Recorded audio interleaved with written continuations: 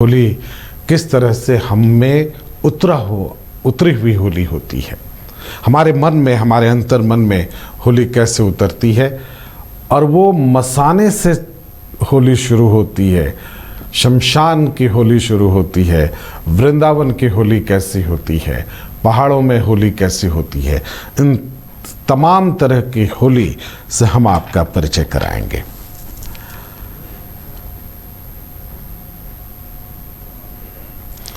अब रसखान की होली जो उन्होंने लिखी, धूरि भरे अति शोभित श्याम जू, तैसे बने सिर सुंदर चोटी, खेलत फाग सुहाग भरी, अनुराग ही लालन को धरि जोरी। ये है रसखान की होली। रसखान ने अपनी पंक्तियों में इस तरह से उसे उकेरा है। इन पंक्तियों में रसखान बताते हैं कि श्री कृष्ण धूल और रंग में सराबोर होकर कितने सुंदर दिख रहे हैं। वे गोपियों के साथ फाग खेल रहे हैं और वातावरण पूरी तरह से प्रेम से भरा हुआ है, रसमय है, भक्तिपूर्ण है। तो ये रसखान की होली है।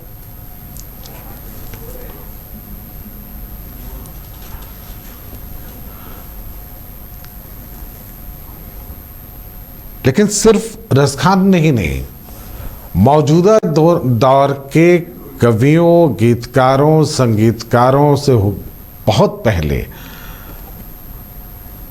होली शब्दों में उतरी है और इनसे कोई अछूता, इस पर्व से कोई भी अछूता नहीं रहा। अभी जो आप स्क्रीन पे हो सकता है कि ज़्यादातर टाइम आप सियासी होली आपको दिखाई पड़े, लेकिन जनमानस की होली है ये जो तस्वीरें आप देख रहे हैं, ये होली मिलन समारोह की तस्वीरें हैं। लेकिन जनमानस की होली अलग है और सबसे महत्वपूर्ण ये है कि ये धुलौंधी है। पहले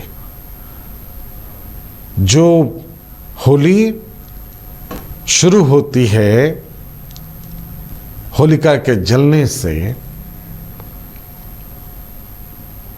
और उसके बाद का जो उत्साह, उसके बाद का जो उल्लास है, वो वहीं की धूल से, वो जली हुई होलिका की राख से शुरू होती है। और होली का एक संबंध इस तरह से शमशान के साथ भी बनता है। इसलिए शमशान की, मसाने की होली, उसकी भी बड़ी गरिमा है। शब्दों में उसकी अपनी एक गरिमा है।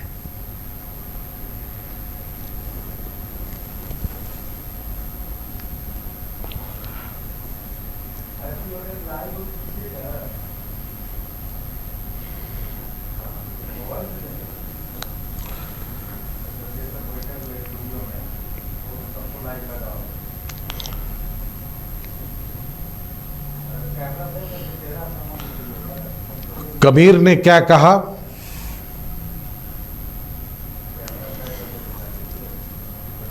होरी खेलूंगी कही अभी कबीर, प्रेम गली अति साकरी, तन मन रंगो राम से, दूजा रंग न डारी। कबीर कहते हैं कि होली वही है जिसमें तन मन को प्रभु के प्रेम में रंगा जाए। कबीर की होली ये कहती है।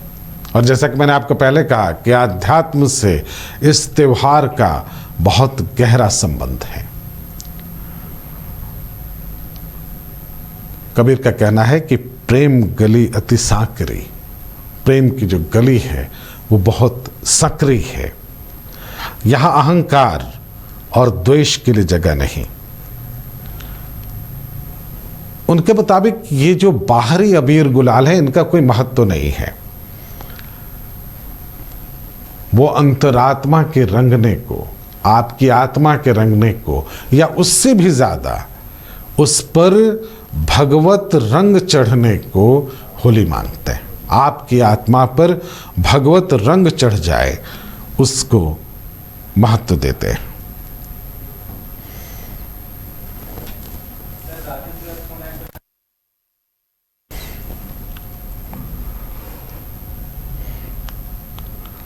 और होली पर हम विस्तार से चर्चा करेंगे। हमारे साथ हमारे रिपोर्टर्स भी मौजूद रहेंगे। राजेश कृष्ण हमारे साथ जुड़े हुए हैं। राजेश, इससे पहले कि होली के रंग में सब सराबोर हो जाएं, उल्लास और उमंग में सभी डूब जाएं, हम होली की शब्द यात्रा पर अभी चर्चा कर रहे हैं। पहली चर्चा रसखान से शुरू होती है।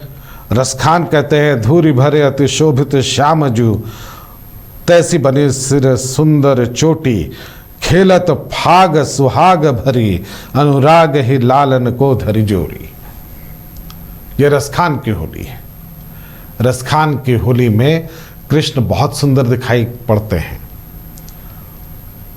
उन्होंने जो गोपियों के संग होली खेली है, उनकी चोटी किस तरह से दिख रही है, उनके स्वरूप पे, रसखान उनके स्वरूप पर वारे न्यारे जा रहे हैं। ये रसखान की होली। तो होली की जो अंतरात्मा है वो कहीं ना कहीं अध्यात्म में छिपी है।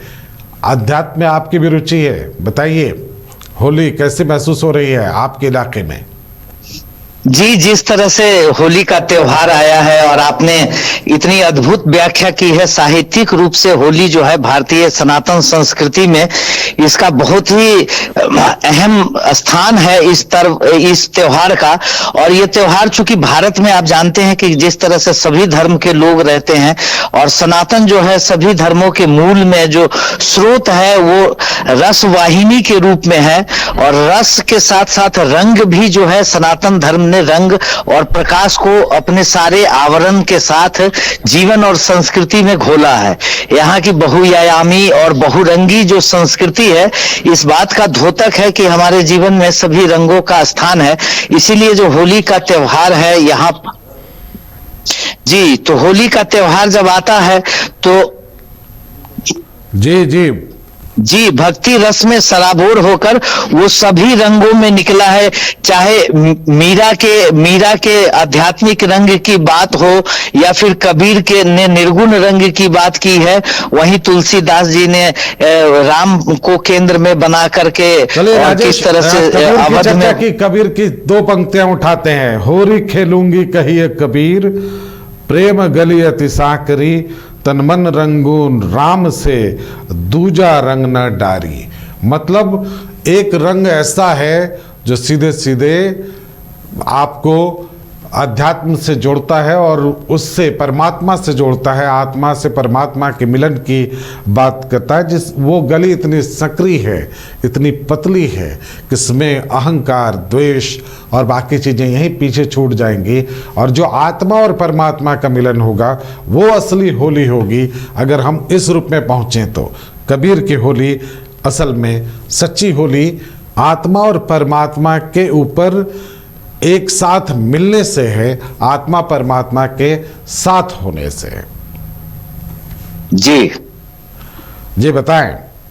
जी बिल्कुल सही आपने दुरुस्त फरमाया है कि जिस तरह से कबीर साहब जिस होली की बात कर रहे हैं, वास्तव में अगर होली शब्द को ही अगर खोला जाए तो व्याकरण की दृष्टि से इस शब्द का अर्थ ही हो जाता है हो अली। अली का अर्थ होता है मित्र, मित्रवत हो जाओ।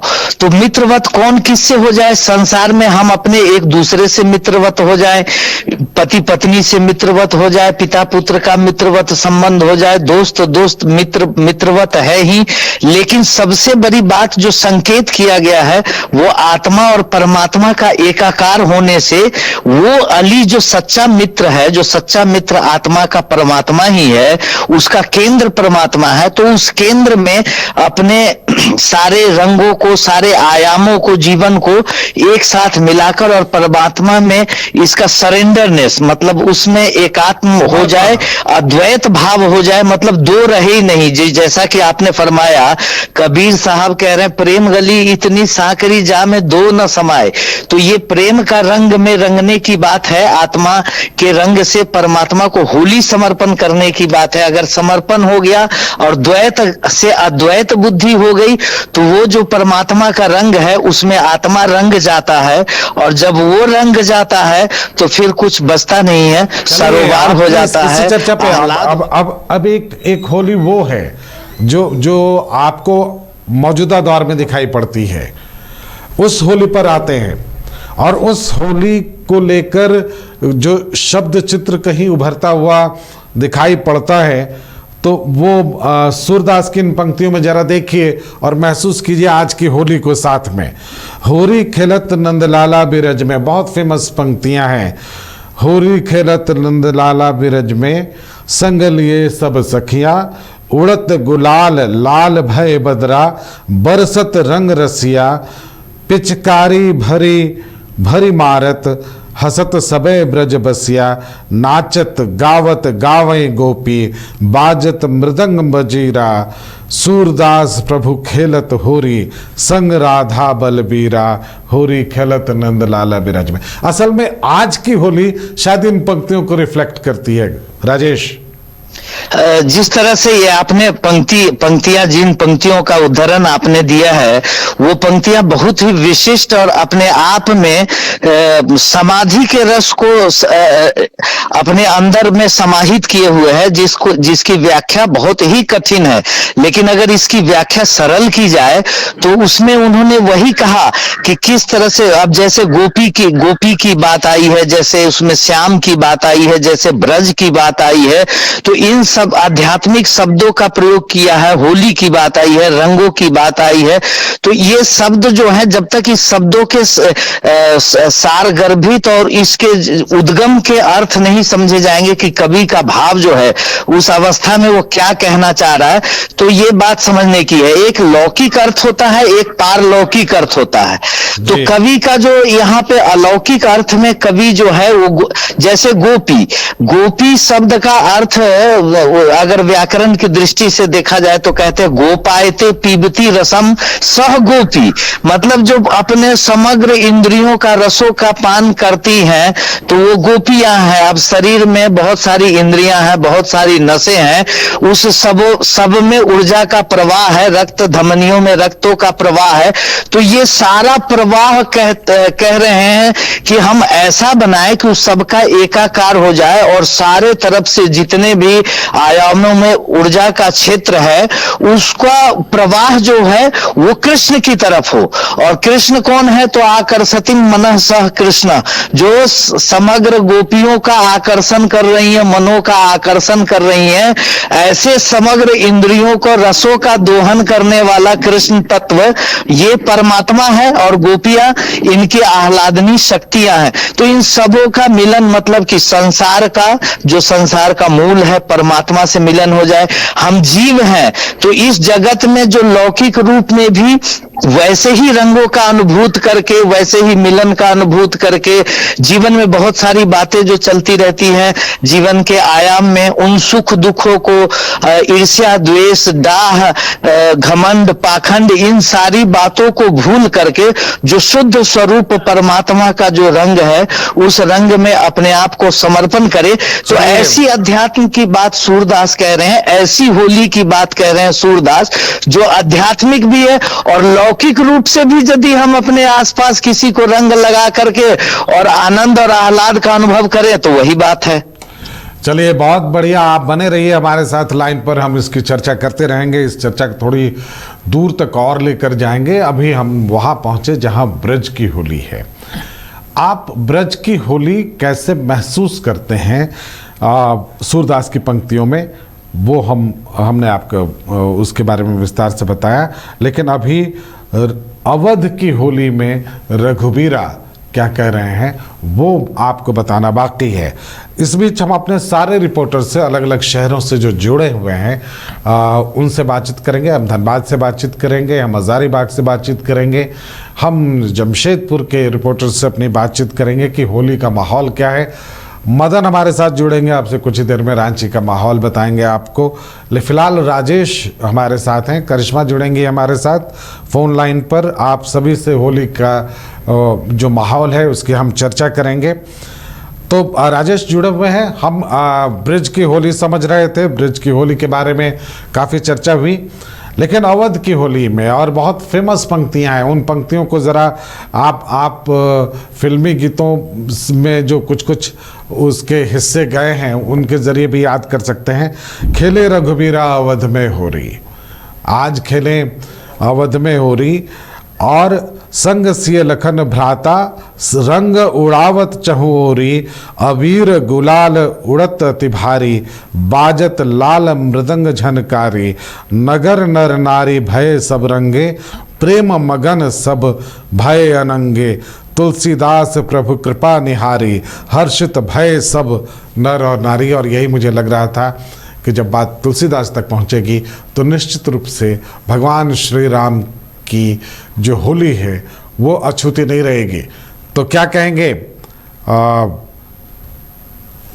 राजेश? जिस तरह से आपने तुलसीदास की पंक्तियों का उदाहरण किया और तुलसीदास तक बात पहुंचते ही राम तक बात पहुंच जाती है और राम तक बात पहुंचते ही आह्लाद की बात हो जाती है, जो कुल मिलाकर होली की पूरी बात है।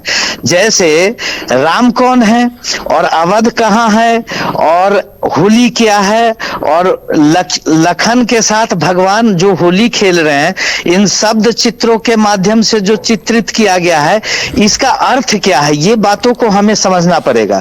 तो हम रामचरितमानस से ही अगर बात की शुरुआत की जाए और बात कही जाए तो वहां पर एक जगह भगवान राम को वर्णन करते हुए तुलसी गोस्वामी जी ने कहा कि मन मुस्काहि भानुकुल भानु, राम सहज आनंद निधानु। अर्थात कि राम जो है वो सहज रूप से बिना किसी चेष्टा के, क्रिया के, बिना कर्म के, बिना किसी उपासना के, साधना के, तपस्या के, जग के, तप से, बिना ही मतलब सहज रूप से आनंद के जो निधान है वो भगवान राम है। और अवध कहाँ है? तो बोला अवध तहां जहां राम निवासु, जहां राम जी का निवास है वही अवध है। और पूछा कि अवध मतलब क्या होता है? तो अवध मतलब अवधम क्षेत्र, अवध मतलब जहां किसी का वध न हो।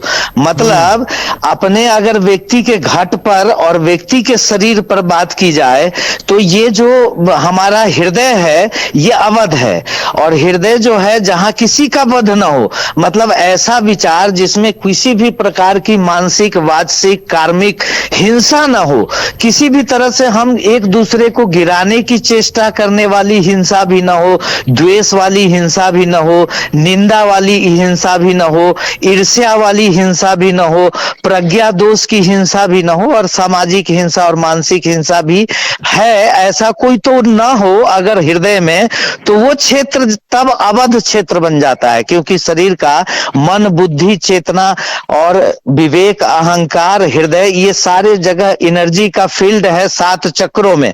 तो जो अवध का क्षेत्र है वो जब ये अवध हो जाता है, जहां राम का निवास हो जाता है वही क्षेत्र अवध हो जाता है, मतलब हृदय में आनंद का निवास हो जाए।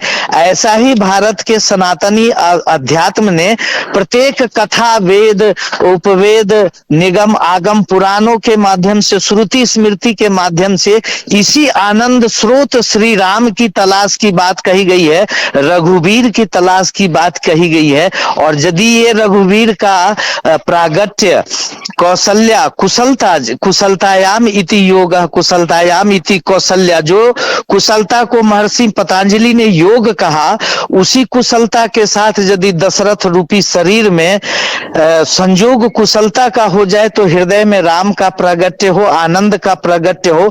इस आनंद आनंद रूपी स्वरूप राम का प्रागट्य होने के बाद जो रंग और स्वरूप उपस्थित होता है, वो पूरे जिस तरह से अन्य अन्य सभी से भगवान मिलते हैं, परस्पर आनंद का प्रसारण करते हैं, ऋषियों से मिलते हैं, मुनियों से मिलते हैं, दलितों से मिलते हैं, वंचितों से मिलते हैं, वनवासियों से मिलते हैं और राक्षसों से भी मिलकर के उनकी वृत्तियों का भी समन करते हुए सब में वो आनंद और आह्लाद की स्थापना करते हैं, धर्म की स्थापना करते हैं। इसीलिए वो राजेश, रघुवीर हैं।